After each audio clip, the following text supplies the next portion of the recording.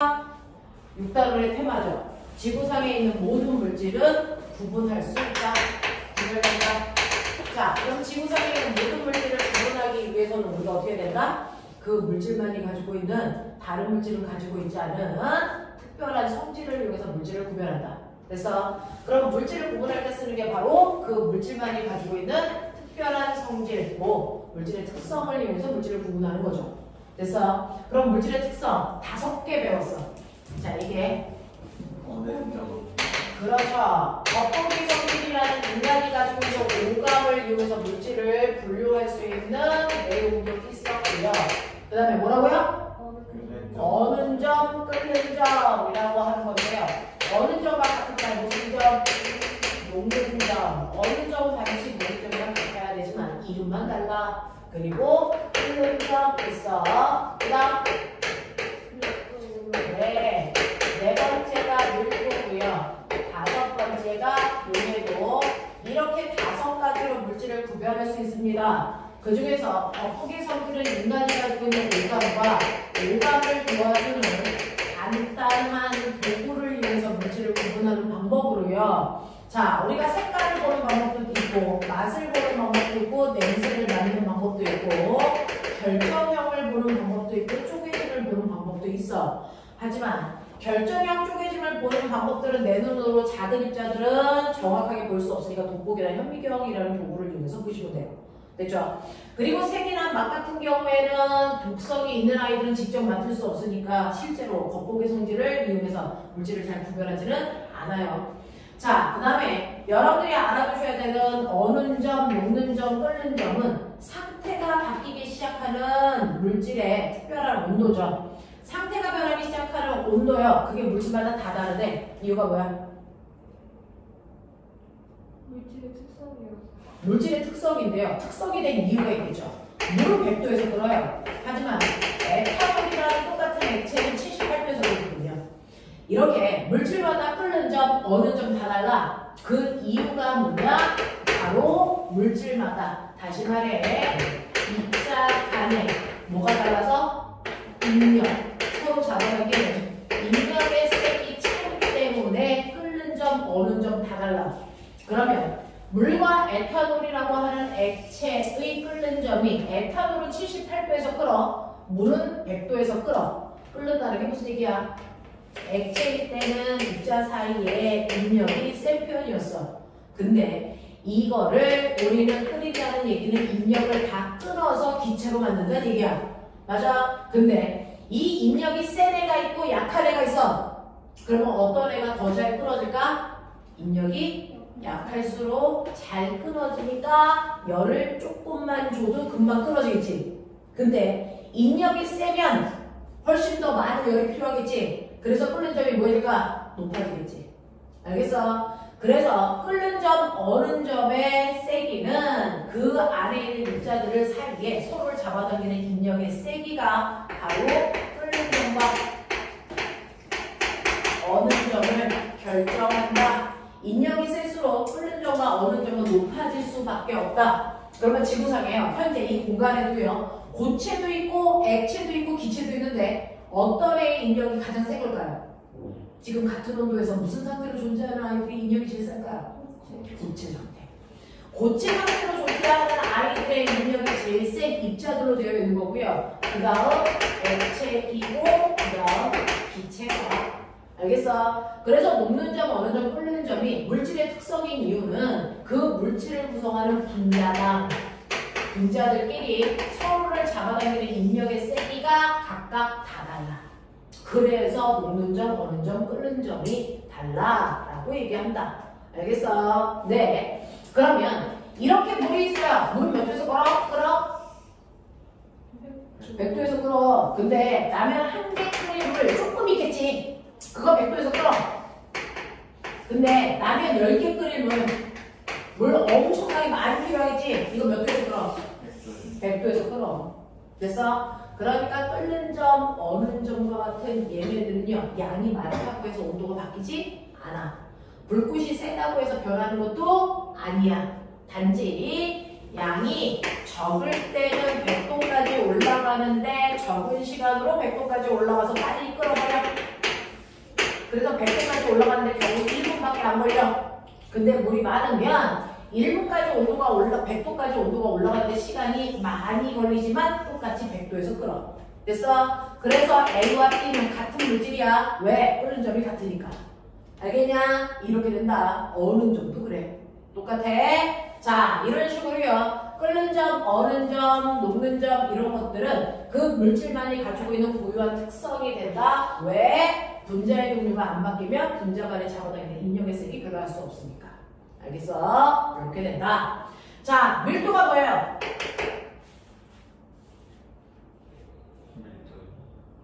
밀도가 뭐야? 라고 하면 밀도는 온도, 밀도, 농도처럼 도는요. 됐어? 네, 그 양을 나타내는 값이에요. 근데 밀한 정도를 나타내는 값이야. 밀한 정도가 뭔데? 그렇죠. 얼마나 그 안에 입자가 빽빽하게 있어? 라고 하면 빽빽한 정도. 그 안에 똑같은 입자라도 그 입자가 얼마나 빽빽하게 있어? 빽빽한 정도가 밀도야. 그러면 우리가 알고 있는 것처럼 같은 물질인데 이 새끼 철이야. 철인데 고체철, 액체철, 기체철. 자, 이 안에 있는 입자들의 빽빽한 정도가 상태에 따라 같아 달라? 달라. 고체는요 입자가 빽빽하게 배열되어 있어. 그래서 액체는 약간 느슨하게 배열되어 있어. 기체는 열나 멀리 떨어져 있어. 그럼 누가 더 빽빽한 거야? 고체가 가장 빽빽한 거니까 같은 물질이라도 고체의 밀도가 제일 커. 맞아? 네. 그 다음 뭐야? 액체야? 기체야. 됐어? 이렇게 밀도는요 물질의 특성이지만 그 물질이 고체냐, 액체냐, 기체냐 상태에 따라 밀도값은 다 달라요. 무슨 말인지 알아? 그 중에서 고체의 밀도가 제일 셉니다. 왜? 제일 빽빽하니까. 그치? 그 다음에 액체고, 그 다음 기체다. 그래서 밀도는 상태에 따라서 달라지는 값이다. 알겠어? 네. 밀도는 상태에 따라서 달라요. 고체철과 액체철과 기체철의 밀도 다 달라. 알겠어? 하지만 이 고체철이야. 철이 이따시만큼 있어. 얘 밀도가 20이라고 시작. 근데 내가 얘를 상태를 변화시키지 않고요. 얘를 열등분으로 잘라. 보이죠? 그 중에서 하나의 밀도. 얼마일까요? 20. 네, 그대로 20이에요. 이 아니에요. 그래서 상태가 변하지 않는다면 그 아이가 크던 작던 밀도는 변해 안 변해? 안 변해. 그러니까 물질의 특성이야. 왜 안 변해요? 선생님. 얘는요. 제가 알기로는 밀도는 부피분의 질량으로 계산하는 걸로 알고 있어요. 근데 얘 밀도가 20이라고 했잖아요. 네. 왜? 질량은 200g인데 부피가 10이기 때문에 그래요. 라고 치자. 그러면 제가 얘를 열등분 내면 열등분 중에 하나의 질량은 10분의 1, 20g일 거고 부피도 10분의 1일 거잖아. 그래서 질량이 줄어드는 만큼 부피도 줄어들 때 밀도값은 변화가 없어. 그러니까 상태만 같으면 그게 크던 작던 밀도는 변하는 게 아니야. 알겠어? 이렇게 된다. 그래서 밀도는 물질을 구별하는 또 다른 특성인데요. 같은 물질, 같은 상태일 때는 크기 상관없이 밀도는 일정하다. 하지만 아무리 같은 물질이라도 상태에 따라서 밀도가 좀 다를 수밖에 없어. 왜? 밀도 자체가 입자가 얼마나 빽빽하게 배열되어 있느냐에 따라 결정되는 값이니까. 알겠지? 자, 그 다음에 이러한 밀도는 뭐냐면요. 두 번째, 밀도는 얼마나 빽빽하냐의 정도를 나타낸과 동시에 밀도는 그 크기에 따라 크고 달아 않는 성질이 결정되지. 그래서 밀도가 작은 애가 뭐하냐? 떠요. 밀도가 큰 애가 뭐예요? 가라앉아요. 됐어? 그래서 우리는 이렇게 액체를 집어넣었더니 액체 침상 구조가 이렇게 되어 있다고 치자. A, B, C 이 중에 밀도 누가 제일 큰 거야? A가 제일 큰 거죠. 됐죠? 이렇게 물질의 뜨고 가라앉는 성질을 결정하는 게 밀도야. 그러니까 우리는 에어컨을 어디에 설치해야 돼? 위에 설치해야 돼. 왜? 에어컨이 만든 찬 공기는 무거우니까 내려올 거니까. 그래서 공기를 잘 순환시킬 거니까. 알겠어? 이런 얘기야. 자, 근데 지구상에 있는 모든 물질이 항상 고체의 밀도가 제일 크진 않지. 99.9%는 이러지. 나머지 0.1%딱 하나만 예외야. 누가 그래? 물. 네. 물은요, 얼음보다 물의 부피가 훨씬 작잖아요. 물을 얼면서 부피가 크잖아요. 됐죠? 부피가 커지면 밀도는 작아지잖아요. 그죠? 그래서 물일 때는요, 물의 밀도가 제일 커요. 그 다음, 얼음, 수증기, 그래서 뭐라 했어요? 글자 수 순서가 밀도 순서예요. 얘 1번, 1등이라는 뜻이야. 얘 2등, 얘 3등. 알겠어? 이렇게 외워도 물은 밀도가 제일 큽니다. 그래서 얼음이 물 위에 뜨잖아요. 알겠어? 네, 그렇게 기억하시면 되고요. 그 중에서 기체라는 아이의 밀도를 표현할 때, 기체라는 아이의 밀도는 같은 기체라도 온도와 압력에 따라서 부피가 막 계속 바뀌어요. 그래서 기체의 밀도를 표현할 때는 반드시 온도와 압력까지 정확하게 기록해줘야 돼요. 몇 도씨 몇 개 하면서 쟀을 때 얘 밀도 이래. 알겠어? 그러지 않으면 틀려. 알겠지? 하지만 고체와 액체는요, 온도 압력 상관없거든요. 그렇게 기록할 필요 없어요. 알겠어? 이렇게 되더라 라고 하는 거 기억을 좀 해봐 두시면 되겠죠. 자, 그 다음에 마지막 5번째 용해도 우리 이거 배웠어. 자, 용해도라고 할 때 용해도는 용해 얼마나 잘 녹아 이거잖아. 됐지? 그러면 예를 들어 소금을 물에다가 녹여서 나 소금을 만들 거야 이거지. 녹은 애 누구야? 소금처럼 녹는 애를 뭐지 말? 용지를. 됐어? 이거 용질이라고 해. 물처럼 녹이는 애를 뭐라 그래? 용매. 그래서 물속에 소금이 막 녹아 들어가고 있어요. 자, 녹아 들어가고 있는 ing 진행형 이거 뭐 되고 있다 그래? 용해되고 있어요. 이런 거죠. 그 결과 만들어진 소금물을 뭐라 그러니? 용액이라고 하겠죠. 그래서 네, 이런 식으로요. 용해도를 얘기할 때 용지를 그러면 소금만 얘기하는 거구나. 용매 그럼 물만 얘기하는 거구나. 용액 그럼 소금물 다 얘기하는 거구나. 이거야. 됐어? 그러면 이런 식으로 소금을 물에 녹여서 소금물을 만든단 말이야. 근데 내가 이 소금을 얼마까지 녹일 수 있어? 라고 하는 거야. 물에다가 녹일 건데 소금 얼마까지 녹을 수 있어? 그건 물의 양에 따라 다르고 물의 온도에 따라 달라. 맞지? 그래서 우리는 하나를 고정시키자. 뭐? 물의 양을 고정시키자. 자, 모든 용지를요. 물 몇 g에 녹이는 거야? 물 100g에 녹여보자. 됐어? 그래서 모든 물질을 물 100g에 녹였을 때 됐어? 온도에 따라서도 다르잖아요. 온도도 고정시켜요? 아니요. 온도는 온도마다 녹여본 거야. 됐어? 0도의 물, 10도의 물, 20도의 물, 30도의 물 하지만 모든 물은 다 그 온도에 100g씩 있어. 알겠어? 그래서 물의 양은 100g으로 고정시키고요. 온도마다 소금을 더 이상 녹지 않을 때까지 녹일 거야. 뭐지 말? 포화 상태가 될 때까지 녹일 거야. 됐어? 포화 상태가 될 때까지 소금을 녹였을 때요. 0도일 때, 10도일 때, 20도일 때 됐어? 녹는 양이 같아 달라? 다 달라. 소금은 뜨거운 물에 잘 녹아, 찬물에 잘 녹아? 그래서 0도에서는 소금이 2g밖에 안 녹아.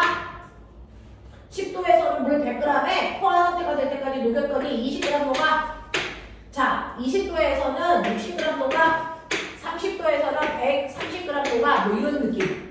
알겠어? 그래서 이런 식으로 각각의 온도에 따라 녹는 양이 다 다른데 물질의 특성이야? 특성이야. 왜? 자, 10도에 물이 있어. 10도에 물 100g이 있어. 거기에다가 소금이 더 이상 안 녹을 때까지 녹이면 언제나 소금은 20g만 녹아. 그래서 네, 그럼 설탕은요? 설탕은 똑같이 물 100g에 10도의 차가운 물인데요. 여기에 설탕을 포화 상태가 될 때까지 녹였더니 얘는 80g이야. 예, 됐어? 그러니 여기에 하얀색 알갱이가 있는데 소금인지 설탕인지 독약인지 모르겠어.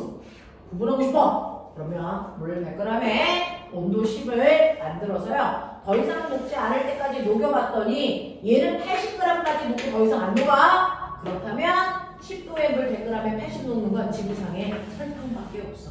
그래서 이거 설탕이네. 먹어도 되네. 이런 얘기야. 알겠어? 이렇단 말이야. 자, 그러면 나는 이때 이 설탕의 용해도는 얼마라고 합니까? 네, 물 100g에 포화가 될 때까지 녹인 양이 용해도니까 그냥 80 이렇게 하면 돼요. 계산 안 하잖아요. 그렇죠? 자, 소금의 용해도 얼마예요? 20 이러잖아요.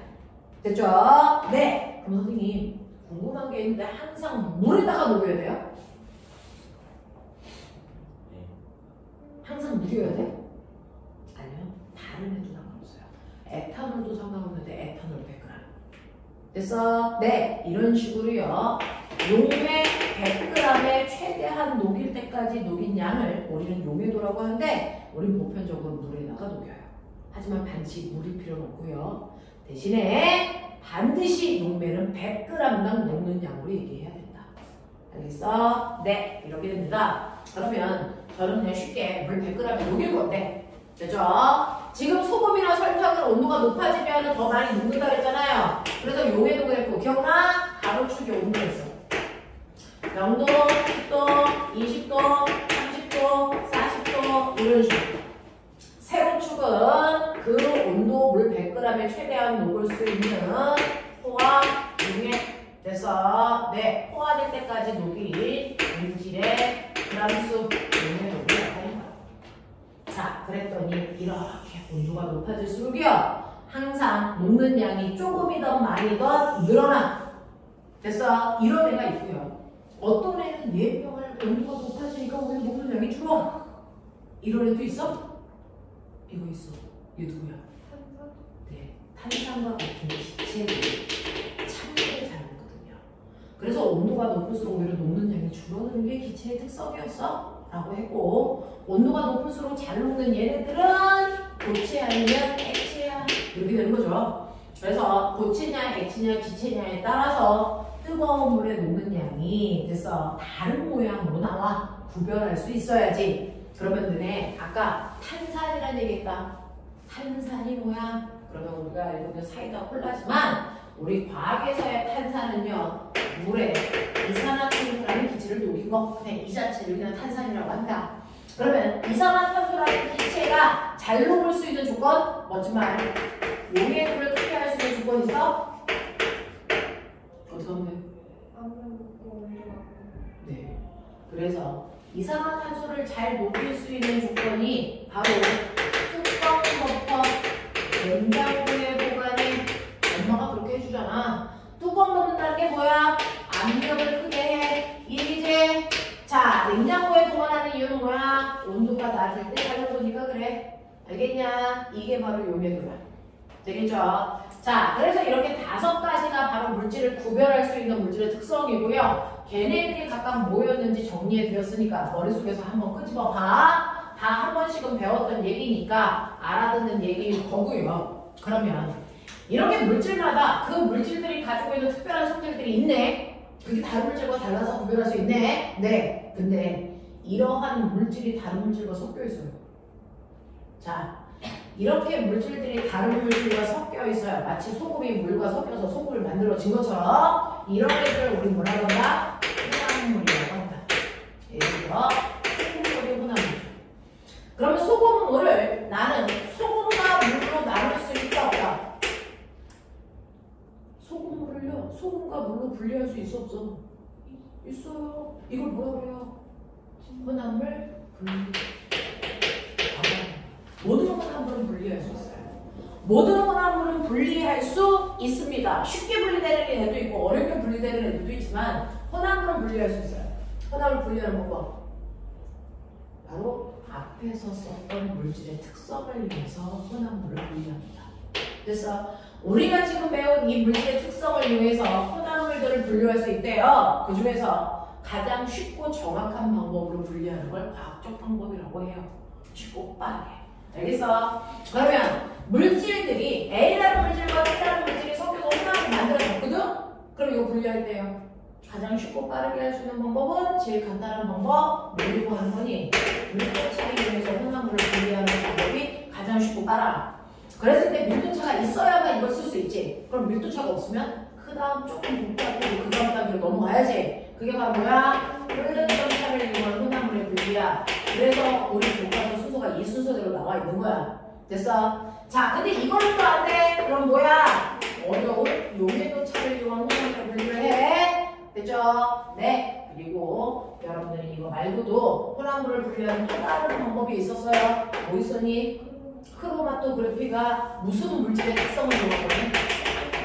바로 퍼져나가는 확산 속도차를 이용한 거야. 확산 속도차를 이용한 게 바로 크로마토그래피라고 하는 방법이야. 자, 이제부터 선생님이 하나의 표를 그려줄 건데요. 어떤 물질의 혼합물을 분류한대요. 예를 들면 꼬맹아 물과 식용유 분리해. 어떤 특성을 이용해서 분류하는 거니까 어떤 이 혼합물을 분류하는 방법은 뭡니까? 그거 달라. 자, 물과 식용유는 어떤 물질의 특성을 이용한 거니? 밀도차죠. 여기에 있는 것들 중에 하나를 쓰셔야죠. 근데 어떤 방법으로 분리해요? 밀도차 중에서 이렇게 분별 깔때기에다 넣어가지고 무거운 애는 가라앉히고 가벼운 애는 띄워서 밑으로 흘러내리게 하는 거죠. 얘 이름이 뭐게요? 바보들. 분별 깔때기 새끼들아. 자, 그래서 이게 바로 뭐예요? 분별 깔때기 이라고 해요. 그러니까 물과 기름을 분류하는 방법을 써라. 분별 깔때기거든요. 물과 기름을 분류하는 물질의 특성은 뭐냐? 그럼 밀도차야. 다른 말이야. 알겠어? 네, 특성 쓰라 그랬더니 크로마토그래피 이런 거 쓰면 안 돼.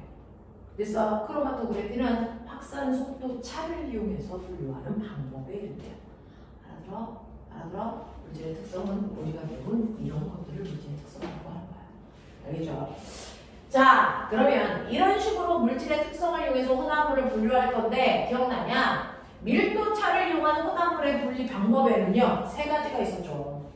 첫 번째, 밀도가 다른 고체와 고체가 섞여 있어. 예를 들면 모래하고 스타이로폼 어떻게 분류했냐? 모래하고 스타이로폼은 밀도가 달라. 쉽게 분류하는 방법.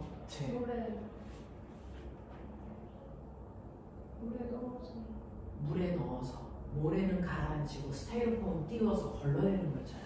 그래서 이렇게 고체 혼합물을 분류하는 방법의 이름이 뭡니까? 바로 중간 밀도의 액체를 사용하는 방법. 됐죠? 네, 대표적인 예, 뭐 있어? 대표적인 예?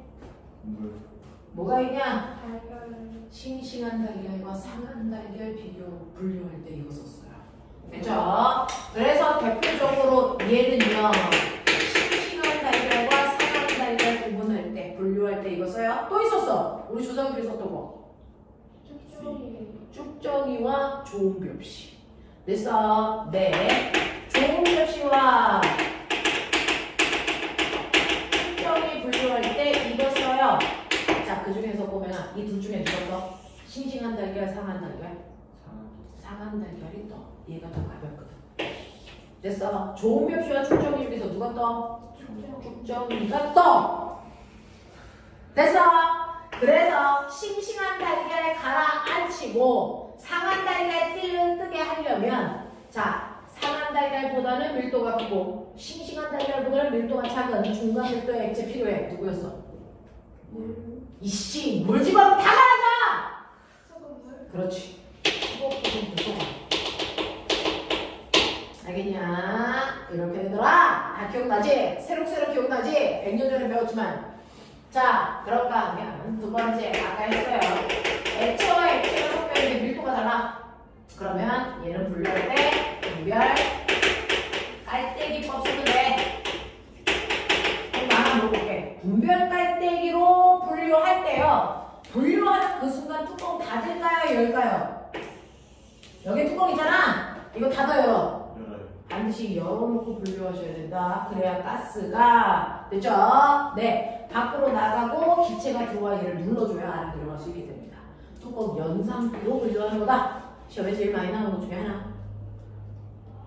알겠지? 자, 그 중에서요. 선생님, 그러면 액체 중에서요, 밀도가 다르다는 얘기는 안 섞여야 된다는 거잖아요. 안 섞이는 액체, 그 중에서 제일 무거운 거 누구 있어요? 자, 한 번만 어딘가에 써주세요. 액체 중에서 가장 무거워서 밑으로 가라앉는 게 누굴까요? 수분, 사용할 공소, 물, 그 다음에 여러분들이 얘기하는 기름, 액체를 또는 소금, 이겠죠. 됐죠? 앞에 있는 애들이 밀도가 커서 가라앉습니다. 뒤로 갈수록 밀도가 작아서 뜹니다. 이 중에 어떤 애를 두 개를 뽑아서 하더라도 섞이지 않아요. 밀도차를 이용한 혼합물의 분리 다 가능합니다. 되겠죠? 이렇게 된다 라고 하는 거. 수분은 유일하게 액체 상태의 금속이죠. 그렇게 무거워요. 되겠냐? 금속이야, 금속. 자, 그 다음에 끓는 점차를 이용한 혼합물의 분리. 그러면 딱 기억나는 거. 끓는 점차를 이용한 혼합물의 분리. 술. 그렇죠. 지 같은 얘기 한다. 자, 술. 탁주에서 청주가 없기. 이런 것들. 그래서, 자, 근데 교육적인 얘기를 해야지, 새끼야. 자, 끓는 점차를 이용한 혼합물의 분류 방법이 바로 뭡니까? 증류. 이거야. 알겠어? 네. 그 종류할 때 여러분들이 에탄올과 물을 분류하는 거 술. 됐죠? 네. 이때요. 여기에 뭐가 있냐면 물과 에탄올이 섞여 있는 소주 있어요. 술 있어요. 그거 막 끓여요. 그러면 온도가 올라가죠? 누가 먼저 끓어요? 에탄올이 끓는 점이 몇 도라죠? 78도니까 온도를 올리면 몇 도에서 끓기 시작합니까? 78도 안 돼요. 왜? 혼합물은 자기의 끓는 점보다 훨씬 더 높은 데서 끓는다. 왜? 다른 하나의 물질이 끓는 걸 방해하기 때문이다. 그러니 첫 번째 에탄올은 78도에서 끓어야 되지만 혼합물 상태이기 때문에 78도보다 높은 데서 끓으면서 에탄올이 빠져나가겠죠. 됐죠? 네. 그래서 에탄올이 액체가 기체로 바뀌네? 뭐지 말? 기화가 일어나. 그래서 그 기체에 에탄올이 가서요 가지 쪽으로 끌려가서 자 반대편에서 모을 건데 기체 상태로 몰래면 눈에 안 보여. 이걸 다시 가는 길에 기체를 뭘로? 액체로 바꿔서 액체 상태로 모을 거야. 납득하니? 그러려면 여기를 어떻게 해야 돼? 기체가 액체 되게 찬물을 부어야죠. 기억나냐? 여기 구멍 두 개 있어. A, B. 그래서 여기 찬물이 꽉 차 있어서 지나가는 뜨거운 기체를 차갑게 만들어서 액체로 바꿔준단 말이야. 그럼 찬물은 A에서 B로 흐르게 하니 B에서 A로 가게 하니? 네. 아래에서 부어서 위로 올라가 밖으로 빠져나가게 해야 돼요.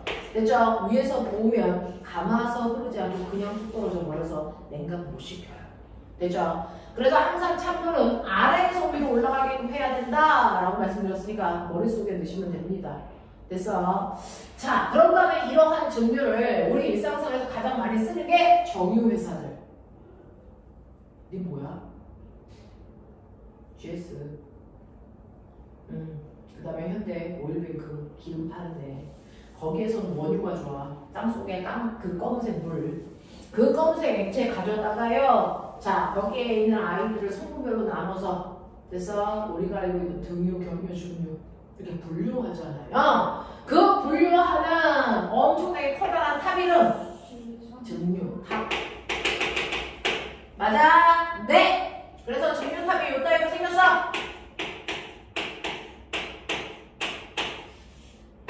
그래서 여기다 원유 넣고 펠펠 끓여. 그러면 끓는 점이 뭐 아래부터 끓어나올까? 낮은 애들.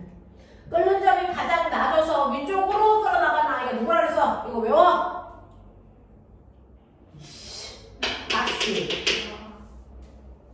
됐냐? 네, 석유가스 얘기하는 거야. 그 다음 가솔린. 이 가솔린이라는 아이가 자동차에 넣는 휘발유. 됐어? 네, 그 다음 등, 경, 중. 됐어? 등유, 경유, 등유. 등, 경, 중. 이렇게 외워. 알겠어? 그리고 나머지 찌꺼기는 뭐라 합니까? 가스. 그래서 이거 모두에 꽂은 거잖아요. 됐어? 가스, 가솔린, 등, 경, 중. 알겠습니까? 이런 식으로 끓는 점 차이를 이용해서 혼합물을 분류하는 이 커다란 탑을 우리가 증류탑이라고 한다. 됐죠? 얘도 똑같이 증류를 이용한 거고 끓는 점 차를 이용해서 혼합물 분류하고 있어요. 이런 얘기였어요. 자, 용해도 차를 이용해서 혼합물을 분류할 때요. 용해도는 녹는다, 녹지 않는다, 성질차를 이용한 거잖아요. 그러니 이렇게 수분하고 마토타임이 섞여 있어. 그럼 이 중에서 둘 중에 하나는 녹이고 하나는 안 녹이는 이런 액체를 이용해서 그래서 하나만 녹여서 뽑아내면 돼. 이게 용해도야. 대표적인 게 누구야? 물. 여기다 물 뭐. 물을 보면 소금은 녹고 나프탈렌은 안 녹아. 그래서 우리가 이렇게 깔때기 장치를 해서요. 부어요. 비커 이렇게 놓고요. 자, 부을 때는 그냥 칼칼칼 부으면 안 녹은 나프탈렌 알데히드가 밑으로 내려가잖아요. 그래서 유리막대를 딱 세워놓고 유리막대에다가 비커에서 액체가 흘러내려가게 이렇게 부어. 알겠어? 그래야 고체 알갱이 안 흘러내려가. 그래서 걸러낼 거야. 그러면 거름액에 있는 건 뭐야? 소금물. 여기 남아있는 건 뭐야? 나프탈렌. 이렇게 해서 걸러내는 거야. 됐죠? 이런 식으로 용해도 차를 이용해서 분류할 때요. 둘 중에 하나는 녹이고 하나는 안 녹이는 방법을 우리가 거름. 그래서 거름으로 분류하는 게 제일 편하죠. 근데 문제는 소금하고 빙산이 섞여 있어. 이 새끼 문제가 있어. 네. 얘네들은요. 물에 녹이면 둘 다 녹아. 얘는 하나만 녹고 하나 안 녹았는데 얘 둘 다 녹아. 자, 이거 에탄올에 녹이는 거거든요. 거꾸로 얘 안 녹아, 얘 녹아. 분별 깔때기로 하면 돼. 그 거름 장치로 하면 돼. 근데 얘는요. 물에 녹이면 둘 다 녹으며 에탄올에 녹이면 둘 다 안 녹아. 이래요. 하나만 녹이는 물질이 없단 말이야. 그럼 어떨 거야? 둘 다 녹여. 둘 다 녹여. 둘 다 뜨거운 물에 집어넣어서 확 녹였다가 갑자기 온도를 뭐하니? 냉각시켜. 됐어? 그래서 온도에 따라 녹는 정도의 차이로 분류하는 건데 자, 이때 용해도 그래프를 보니까 이랬어. 자, 기억이 나니? 자, 여기가 온도. 어떤 애 용해도 이래? 이거 분산이야. 어떤 애 온도에 따라 용해도 이래? 이게 바로 소금이야. 그럼 내가 다 녹였다가 온도를 갑자기 확 낮추면 반드시 결정은 누구만 생기게 해야 된다. 분산만 생겨. 온도에 따라 용해도 차이가 큰 애만 결정으로 나오고요. 상대적으로 용해도 차이가 별로 없는 애는 결정이 안 나와요. 됐어? 그래서 우리는 분산을 추출해서 볼 수 있죠. 됐어? 네. 이렇게 해서 얻는 걸 온도에 따른 용해도 차이를 이용해서 분류했어요. 이렇게 얘기하는 겁니다. 됐죠? 자, 그런가 하면 확산 속도차를 이용한 크로마토그래피라고 하는 것도 있죠. 그래서 이렇게 여러분들 크로마토그래피는 보편적으로 선생님이 쓰고 있는 분필에다가 여러분들 컴싸 묻혀놓고 그래서 색소 분류하는 거예요. 그러면 이렇게 색소를 묻혀놓고 물에다가 담그는데 절대로 물이 잉크에 직접 닿지 않게 그거로부터 한 1cm 떨어지게끔 하시고 그래서 물이 빨리 올라가면서 가는 길에 잉크 녹여서 끌고 올라가는데 됐죠? 이 잉크의 성분에 따라서 물을 따라 올라가는 속도가 다 같아? 다 달라? 다 달라. 그래서 층이 생겨. 어떤 애는 빨리 쫓아와 A, 어떤 애는 늦게 쫓아와 B. 이렇게 속도 차이가 생긴단 말이야. 그래서 분리해. 그랬을 때 층이 몇 개 생기느냐에 따라 혼합물이 몇 개 있는지 알 수 있고요. 이게 바로 약물 검사할 때 쓰는 거야. 도핑 테스트.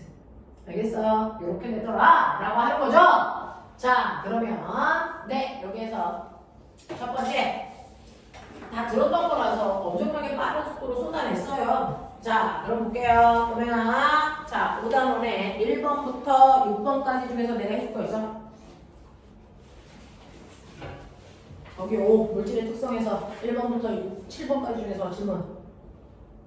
개하나 여기요. 8번부터 14번까지 중에 질문해봐. 13번 보면 용해도에 대한 설명으로 틀린 걸 찾아보세요. 용질의 종류에 따라 용해도 달라지죠. 그러니까 물질의 특성이죠. 자, 용질 100g이 아니고 용매 100g의 최대한 용은 용질의 그램수죠. 알겠어? 네. 그래서 그 용매를 바꾸셔야 돼요. 자, 세 번째. 용해도는 물질을 구분할 수 있는 특성 맞고요. 대부분 고체는 온도가 높을수록 용해도가 증가하고요. 온도가 일정할 때 용매의 양이 증가해도 용해도는 변하지 않습니다. 어차피 용해도는 다시 물 100g으로 환산한 값으로 계산할 거라서. 알겠어? 이런 느낌. 넘길게. 15번부터 20번까지 질문. 괜찮아. 넘기자. 자, 두 번째 6. 1번부터 7번까지 질문해. 7번 보면 혼합물을 분류하는 방법이 나머지와 다른 거 찾아 라고 했는데 모래와 섞인 금 골라내는 거 옛날 서부 민족시대 때 애생이들 구해서 체에다 집으로 막 이렇게 흔들었지. 이거 무슨 차야? 밀도차야. 두 번째, 쌀을 씻을 때 조리질 하는 거 위에 떠있는 쭉정이 걸러내려고요. 이것도 밀도차야. 그 다음에 모래와 섞인 소금 골라내는 것. 모래에 섞인 소금은 어떻게 골라내? 물에 녹여서. 그러면 소금은 녹고 모래는 안 녹잖아. 이거 용해도차야. 알겠어? 자, 고기물에 기름이 떠있다잖아. 밀도차지. 오래된 달걀과 싱싱한 달걀 밀도차지. 납득하기 바래. 넘겨.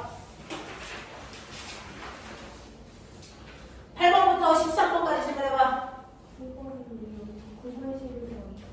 9번 보시면 용해도 차이를 이용한 혼합물의 분리인 것을 찾아보세요. 사금치치 옆에다 써. 이게 아까 모래 속에 섞여있는 금이죠. 밀도차예요.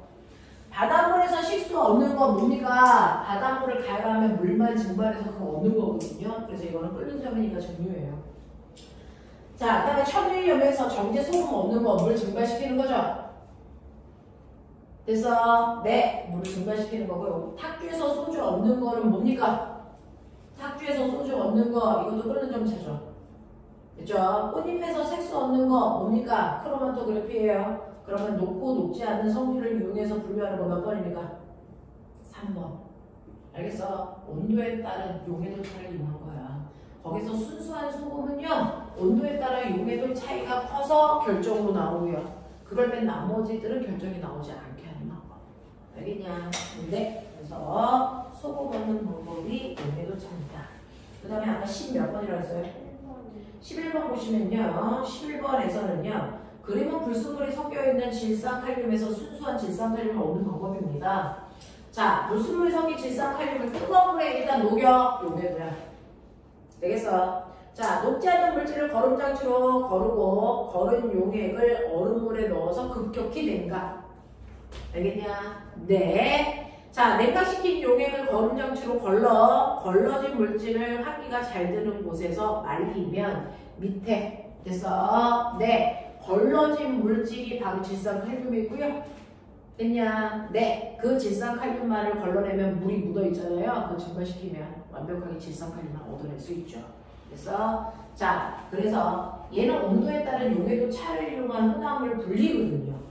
그 중에서 물과 식용유 옆에다 써. 얘는 뜨고 가라는 밀도 이용한 거야. 물과 에탄올은 아까 얘기한 소주잖아. 끓는 점 차이 이용한 거야. 꽃잎의 색소 분리는 뭐니? 꽃잎에 있는 색소 분리는요, 그죠? 이거는 확산 속도 차를 이용해서요 라고 얘기해도 되고요, 용해도 차를 이용해요 라고 얘기해도 되는 거. 어떻게 용해도는요, 이 꽃잎의 색소 분리가요, 꽃잎의 색소가 여러 가지가 있거든요. 그 중에서 특정한 요소만 녹일 수 있는 액체를 넣었다 빼는 거예요. 그래서 그 요소만 녹여내는 거거든요. 이걸 추출이라고 해요. 그래서 용해도 차를 이용한 또 다른 방법 추출입니다. 자, 혈액의 성분 분리도 이거는 성분 분리는 원심력 이용한 거예요. 돌려. 막 돌리면 무거운 애와 가벼운 애로 분리돼. 그래서 네. 자, 아스피린 정제 이거 정제하는 겁니다. 그럼 답이 5번이에요. 네. 정제가 아까 연전에서 그 소금 정제하는 거. 용해도 차입니다. 그래서 이런 식으로 가요. 그래서 여기서 꽃잎의 색소는 여기서 뭐라고 하는 거예요? 여기서는 확산으로 얘를 봤다라는 얘기입니다. 9번 11번 다 꽃잎 색소로 하면 네. 그러니까 어떨 때는 확산으로 보고요.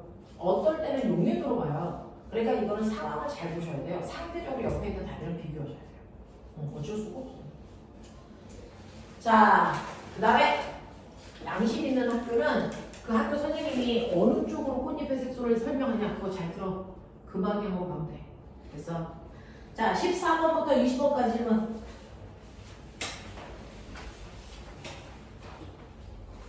네? 하겠어? 오케이. 10분만 끊었다가 동물 가자, 동물. 다 까먹으니까. 다 까먹은 거 하는 거야. 어쩔 수 없어.